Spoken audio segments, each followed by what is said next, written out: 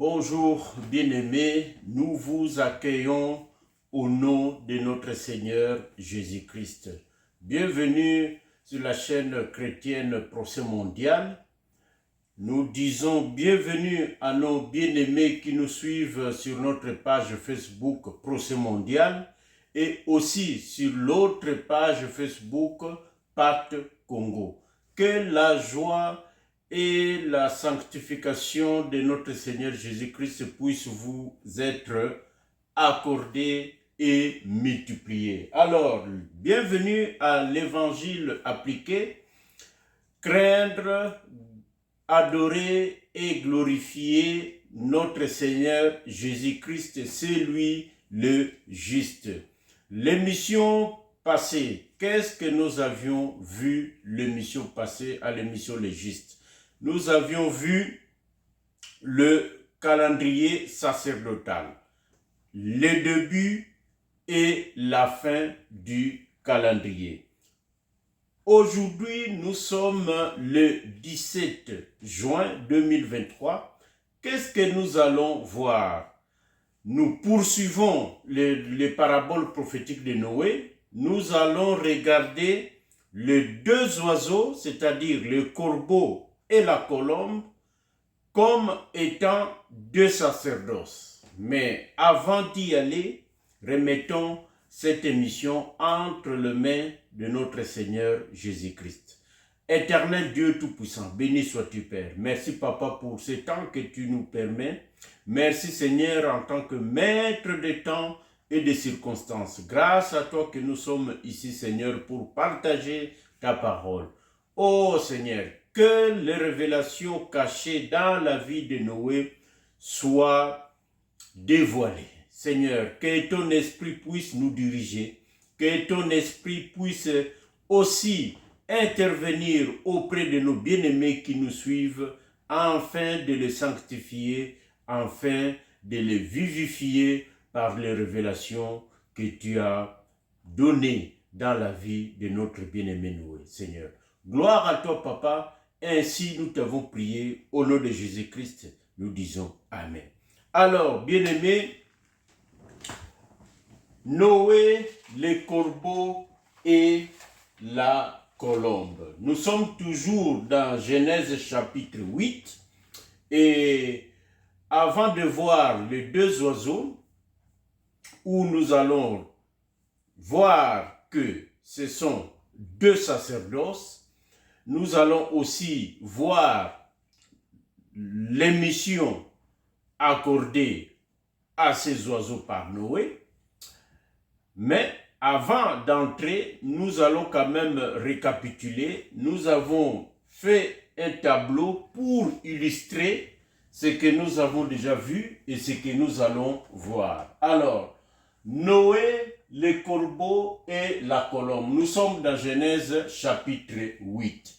Lisez-les pour vraiment être à la page. Alors, le tableau ici en haut que vous voyez, nous avions tracé la ligne de temps avec des éléments très importants. La fois passée, nous avions dit que concernant le calendrier sacerdotal, dans Genèse chapitre 8, à partir du verset 6, au moment où Noé ouvre la fenêtre, nous avions dit que c'est le début du calendrier sacerdotal. Ça correspond à Genèse chapitre 1er, du premier verset au troisième verset, la partie A.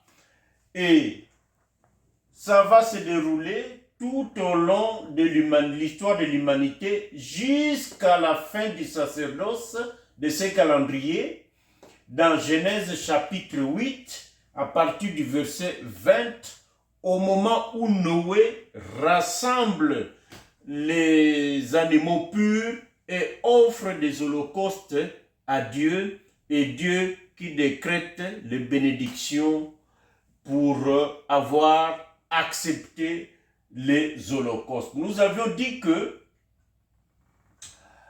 alors, la flèche ici, dans notre ligne de temps, c'est le début, c'est l'entrée de Dieu dans le temps.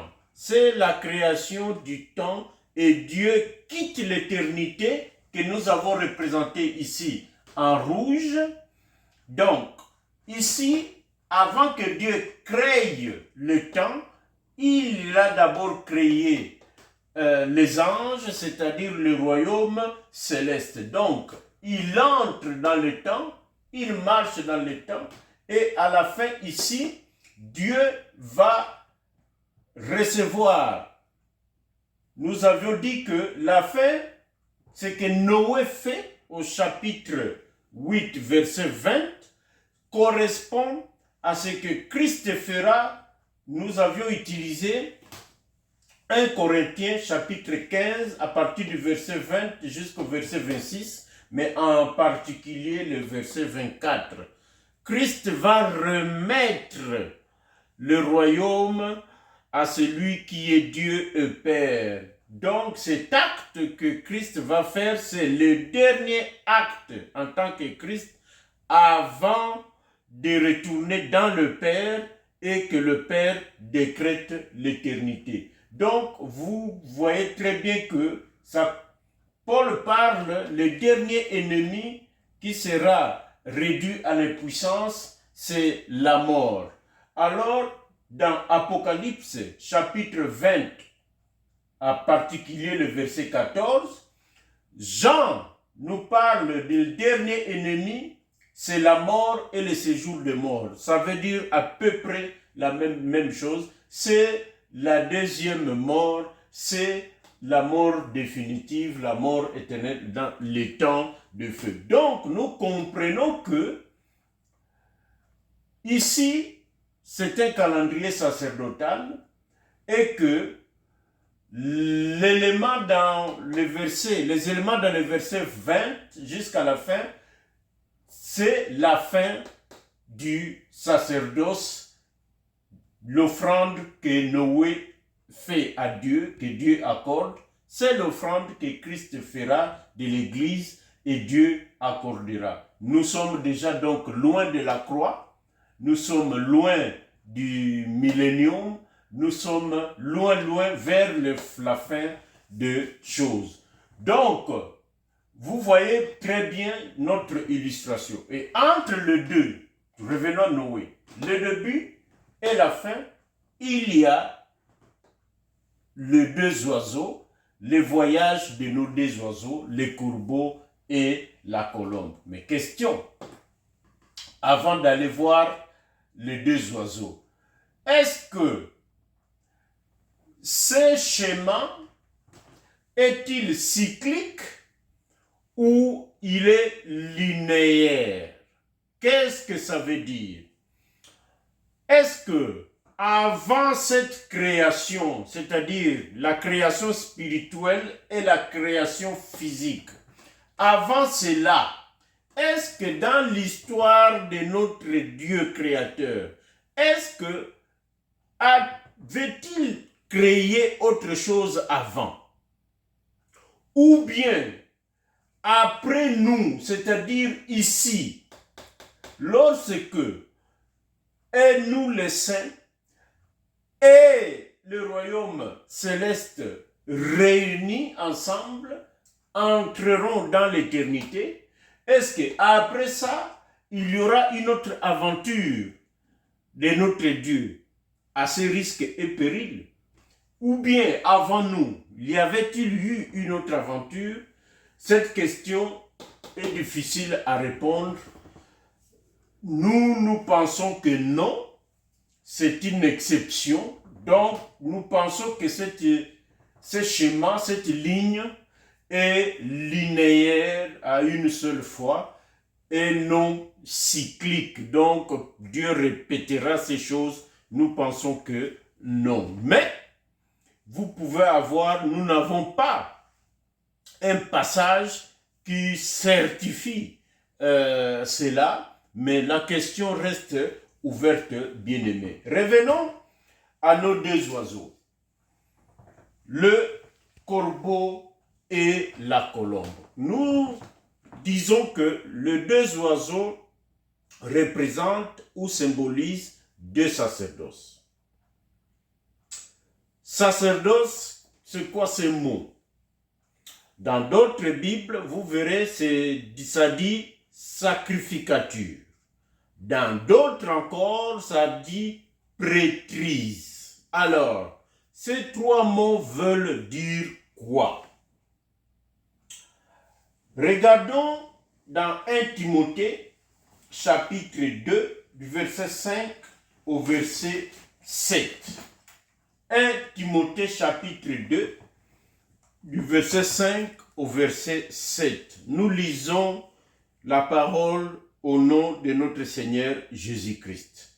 Car il y a un seul Dieu et aussi un seul médiateur entre Dieu et les hommes, Jésus-Christ homme, qui s'est livré, qui s'est donné plutôt lui-même en rançon pour tous.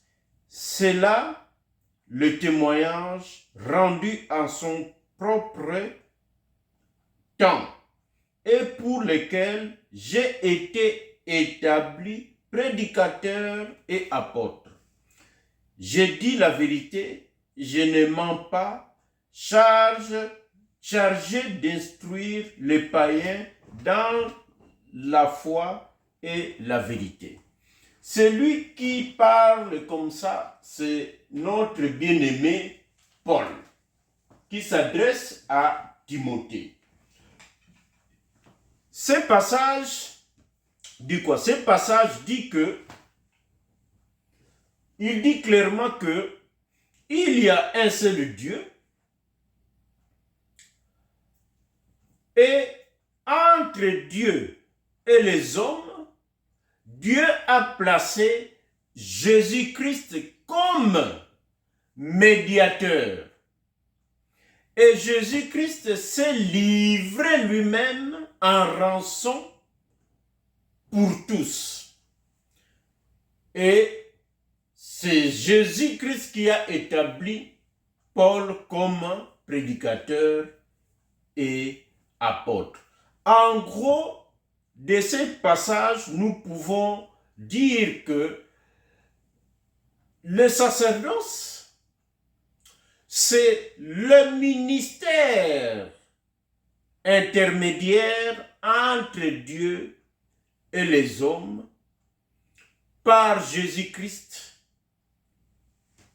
le médiateur. Si vous voulez retourner auprès de Dieu, si vous voulez échapper à la condamnation, vous devez passer par Jésus-Christ.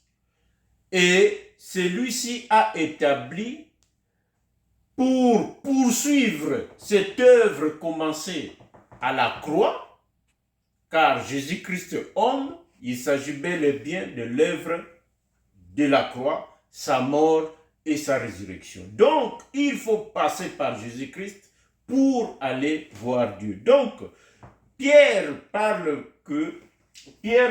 dans Actes chapitre 4, verset 12, qu'il n'y a aucun autre nom qui a été donné aux hommes sous les cieux. C'est Jésus-Christ. Donc, le sacerdoce, c'est le ministère, c'est le service intermédiaire entre Dieu et les hommes par Jésus-Christ seul et par les gens qu'il a établis pour poursuivre cette œuvre commencée il y a 2000 ans. Bien-aimés dans le Seigneur, alors, où est le lien entre le sacerdoce et nos oiseaux ici, le corbeau et la colombe? Lisez Proverbe chapitre 26, verset 2. Proverbe chapitre 26, verset 2. Le passage dit quoi en gros? Comme l'oiseau s'échappe, comme l'hirondelle s'envole, ainsi la malédiction sans cause n'a point d'effet, ou n'a plus d'effet peut-être dans certaines versions. Bien-aimés dans le Seigneur, ces passages parlent seulement de Jésus-Christ. Comme l'oiseau s'échappe, comme l'hirondelle s'envole, ainsi la malédiction sans cause. Donc, le péché originel du jardin d'Éden a condamné l'humanité à la perdition.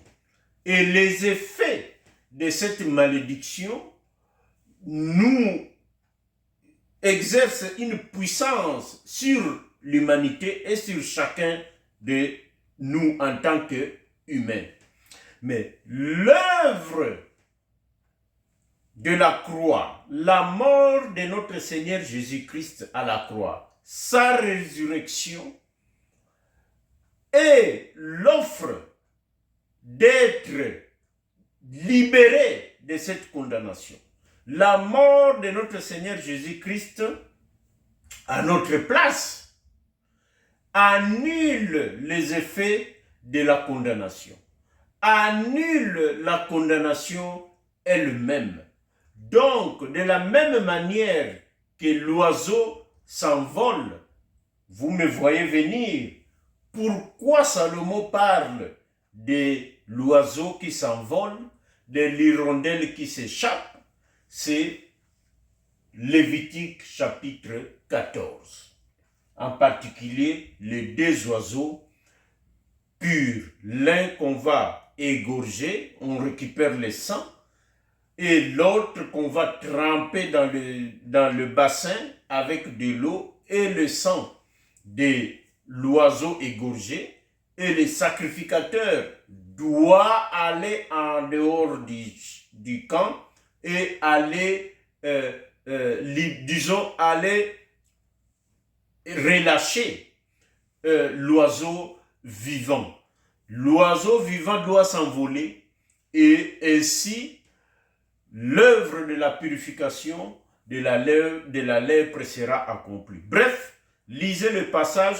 En passant, nous avions prêché dans l'une de nos vidéos passées sur Jésus-Christ, l'oiseau qui ôte le péché du monde. Allez-y, vous serez édifiés, bien-aimés dans le Seigneur. Donc, nous voyons ici que l'oiseau dont il s'agit en réalité, c'est notre Seigneur Jésus-Christ. L'oiseau, c'est un animal qui habite le ciel. Regardez bien Genèse, la création des oiseaux au 5e jour. C'est un animal qui habite le ciel. Notre Seigneur Jésus-Christ en tant qu'oiseau est venu du ciel auprès du Père. Il est venu sur terre, il est mort, il est ressuscité. Donc, il est mort, c'est le premier oiseau de Lévitique 14. Il est ressuscité, c'est le deuxième oiseau de Lévitique 14 qu'on doit aller relâcher. Pierre et les autres l'ont accompagné au mont des Oliviers et c'est de là que l'oiseau s'est échappé, s'est envolé, bien-aimé dans le Seigneur. Donc, c'est le sacerdoce.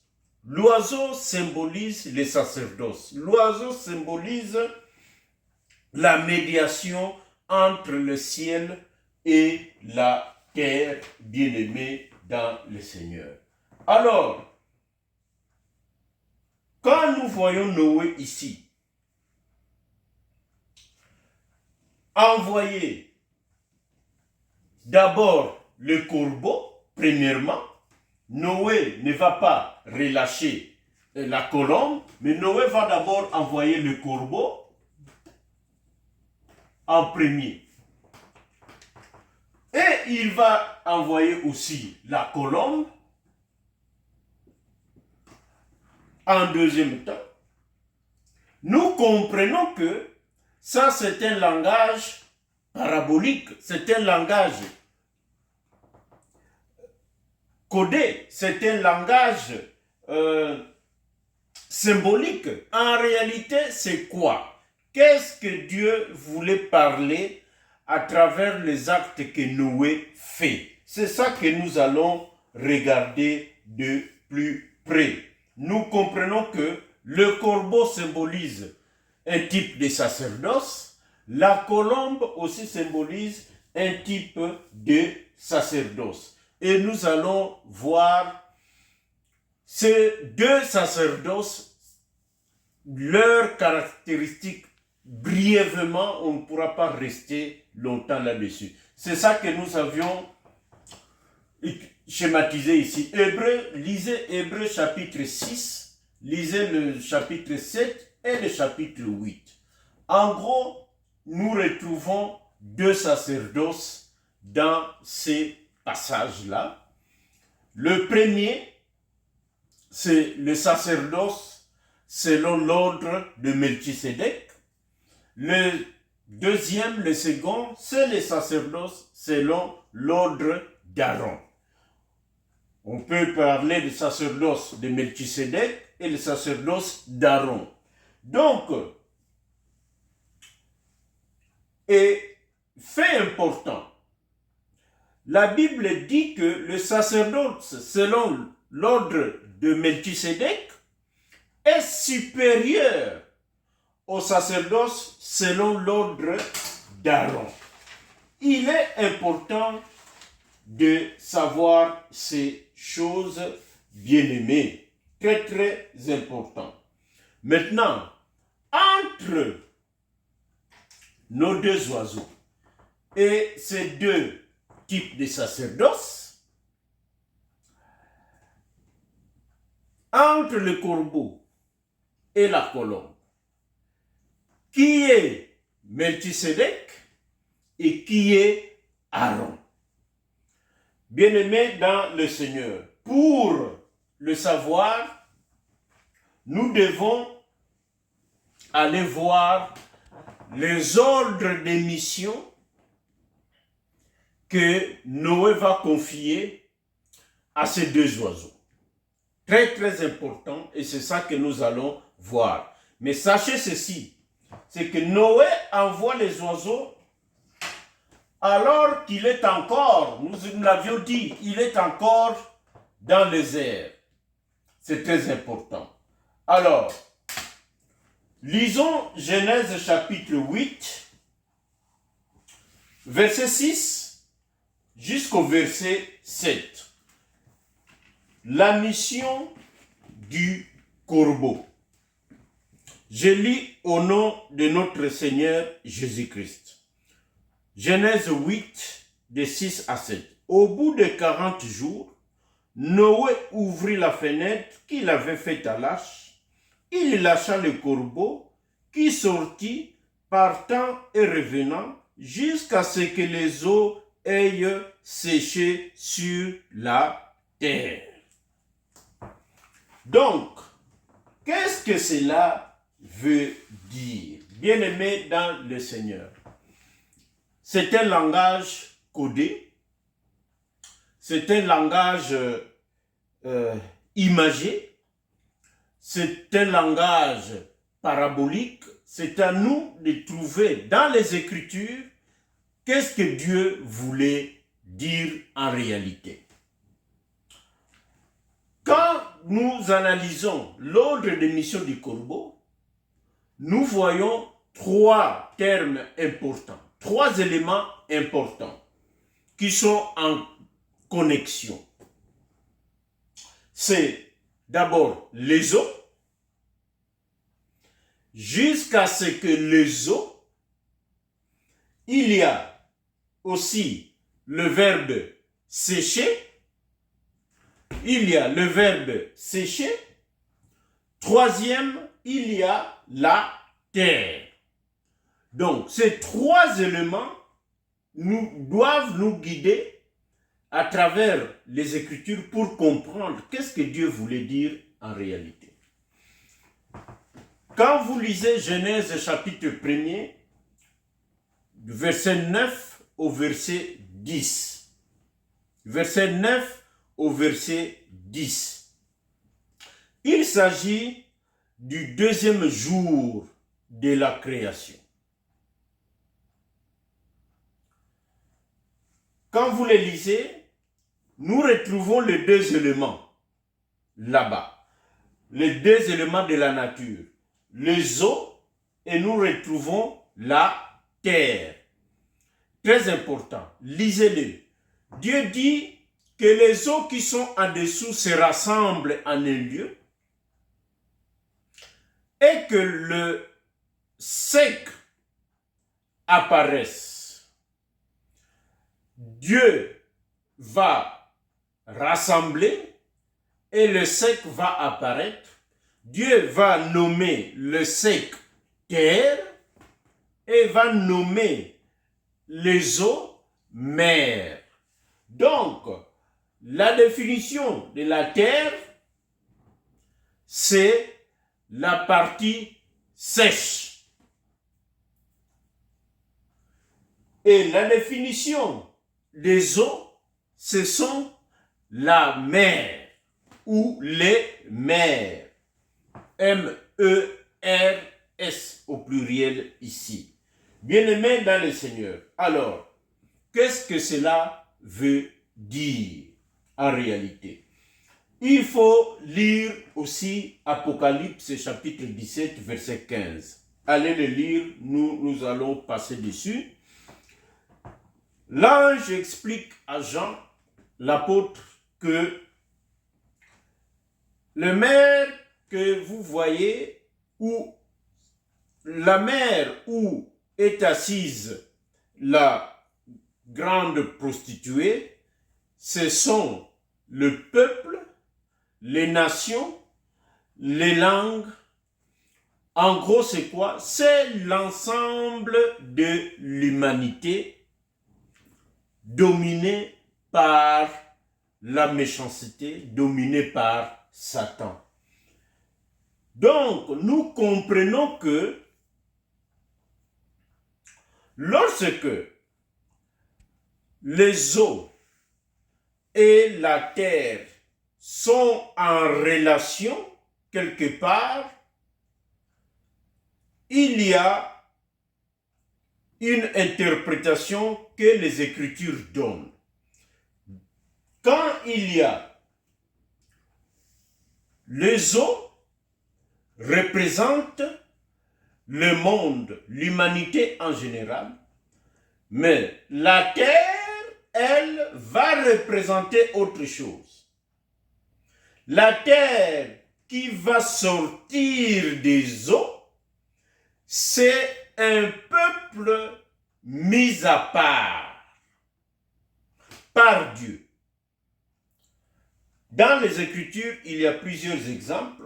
Adam, par exemple, rappelez-vous, la création, la terre était cachée, la terre doit être tirée des eaux, d'après Pierre, la terre doit être tirée des eaux. Donc, tout ça, c'était pour que Adam vienne y habiter. Donc, Adam représente un peuple mis à part en ce moment-là.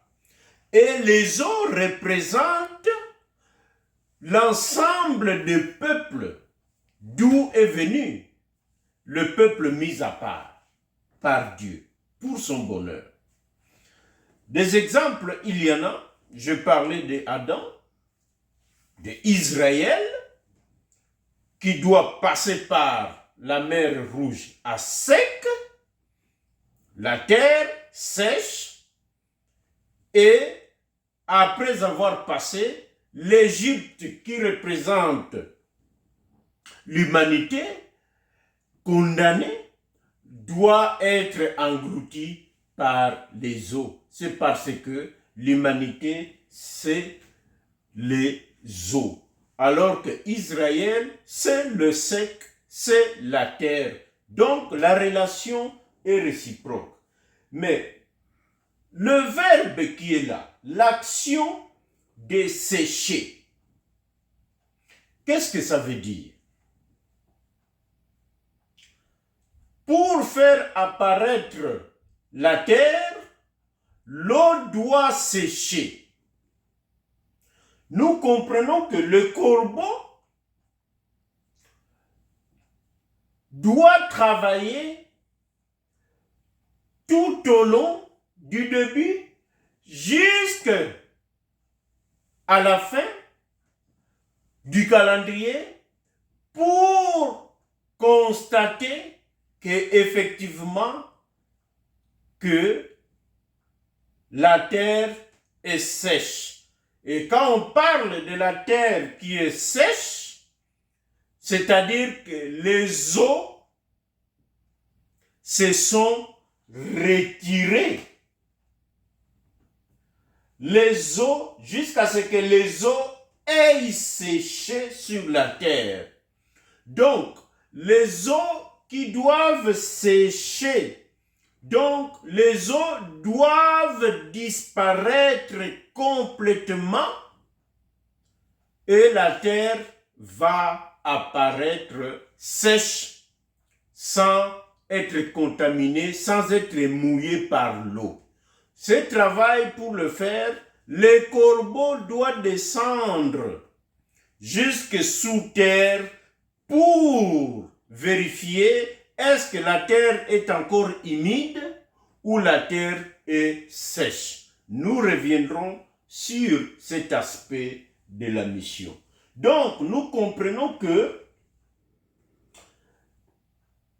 le sacerdoce du corbeau doit séparer l'eau de la terre ou la terre des eaux.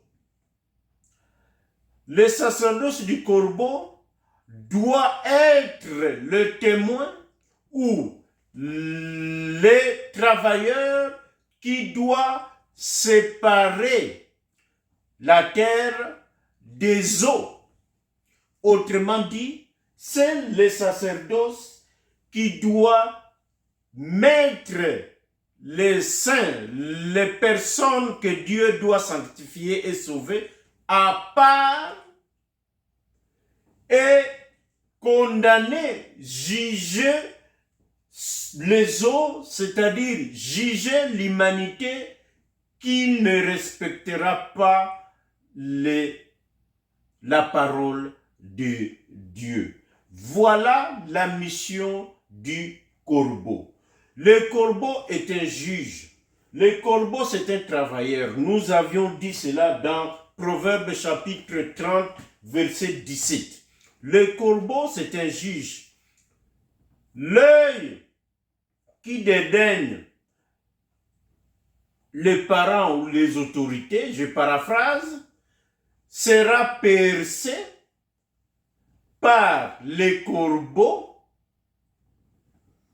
et dévoré par les aigles ou les enfants des aigles.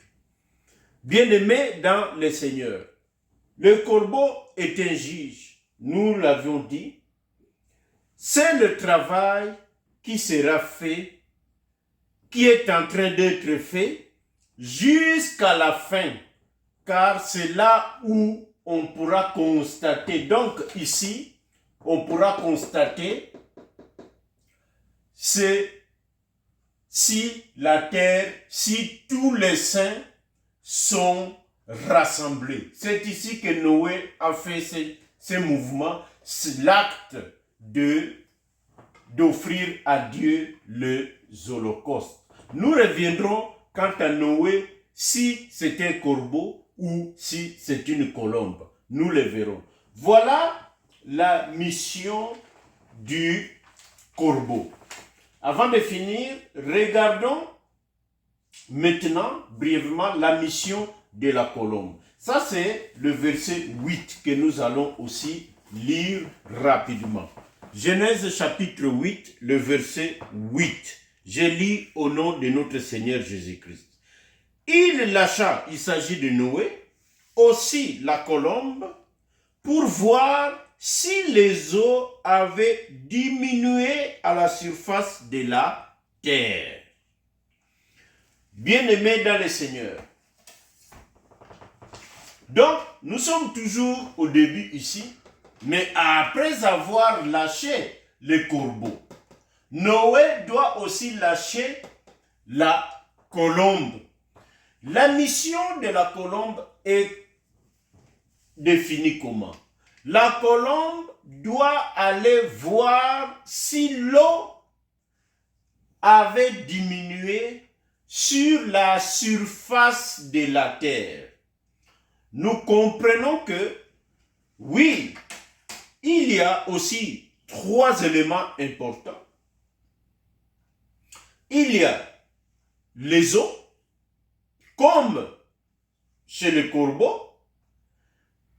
Il y a le verbe diminuer, qui est différent de sécher. Et il y a la surface de la terre, qui n'est pas la terre. Très important, la distinction. Nous avions parlé des eaux, c'est le même peuple. Nous avions parlé de la terre, mais ici c'est la surface de la terre. C'est une nuance importante. Donc c'est une couche superficielle. L'action de la colombe. Et le verbe diminuer, nous avions vérifié dans les textes originaux, dans les textes hébreux, les deux. Ce sont 2 verbes différents. Dans le cas du corbeau, c'est, attendez que je retrouve le verbe dans le cas du corbeau. Le verbe sécher, ok, je ne l'ai pas, mais le terme est différent, on va le donner la prochaine fois. Mais par contre, chez la colombe, c'est le verbe kalal. Alors, le verbe, je crois, c'est yebish pour la colombe. Verbe sécher. Si je ne me trompe pas, je l'ai noté, mais ce n'est pas grave.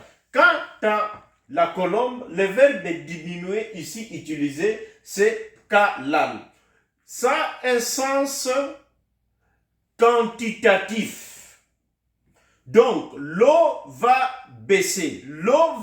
Les eaux doivent baisser, les eaux doivent diminuer, mais pas disparaître au complet. Très important, cette nuance. Alors que j'ai retrouvé le mot pour le verbe sécher pour le corbeau, c'est yabesh.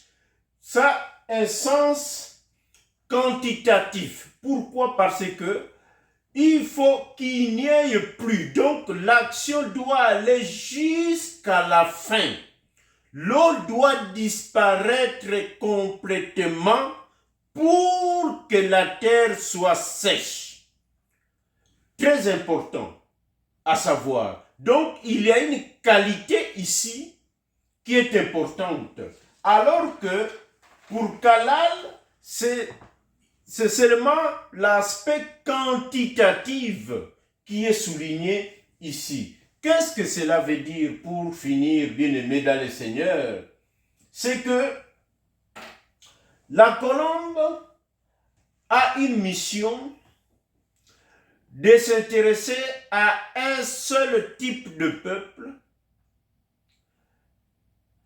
et aussi avec une mission partielle, très importante, et cette mission ne pourra pas être amenée jusqu'à la fin de l'exercice. C'est très important. En réalité, c'est quoi? C'est que la colombe va prendre, comme c'est partiel, un peu de peuple, un peu dans le peuple, les nations et les langues qui constituent les eaux, l'humanité, et la colombe va aller chercher un seul peuple, nous le verrons, pour être mis de côté, oui, mais cette mise de côté n'est pas qualitative. C'est une mise de côté qui n'aboutira pas, car la colombe n'ira pas jusqu'à la fin comme le corbeau le fera, et la colombe ne juge pas. La colombe n'est pas un juge dans les Écritures, comme nous l'avions dit, bien-aimés dans le Seigneur. Entre les deux missions, nous constatons une chose, c'est que la mission de la colombe est une partie intégrante de la mission du corbeau. Rappelez-vous, ce sont deux éléments de la nature quasi identiques, donc la terre pour le corbeau, la surface de la terre pour la colombe et les eaux. Mais la relation entre la terre et les eaux et la surface des eaux, ce sont les deux verbes qui vont jouer le rôle. Le verbe sécher pour la colombe, pour le corbeau, et le verbe diminuer pour la colombe. Mais, vous savez très bien, comme moi, que ce soit en physique ou en chimie, pour sécher les eaux ne sèchent pas en claquant des doigts. Les eaux vont sécher progressivement jusqu'à la fin. Donc, il y aura diminution des eaux avant qu'elles disparaissent, avant qu'elles sèchent complètement. Donc, la colombe, sa mission fait partie de la mission du corbeau. Autrement dit, qu'est-ce que nous voulons dire? Que la colombe est dans le corps du corbeau, bien-aimé dans le Seigneur. Nous le verrons dans certains moments parmi les voyages du corbeau. On pourra retrouver aussi la colombe dans son sein, car le corbeau peut aussi faire le travail de la colombe bien-aimée dans le Seigneur. Voilà le mystère dévoilé, voilà les révélations que cachent les deux oiseaux que nous venons de voir bien-aimés dans le Seigneur. Donc, la prochaine fois, nous allons faire le déplacement tout au long de l'humanité, depuis la création de l'humanité jusqu'à la fin de l'humanité, depuis l'éternité jusqu'à l'éternité. Nous allons voir premièrement le voyage du corbeau. Et après, nous verrons le voyage de la colombe. Voilà, nous, en ce moment-là, nous pourrons dire qui est Melchisédek. Est-ce que c'est un corbeau ou une colombe? Qui est Aaron? Est-ce que c'est un corbeau ou une colombe? J'ai déjà dit suffisamment et vous pouvez déjà conclure, mais ne perdons pas patience, nous verrons ça la prochaine fois. Nos émissions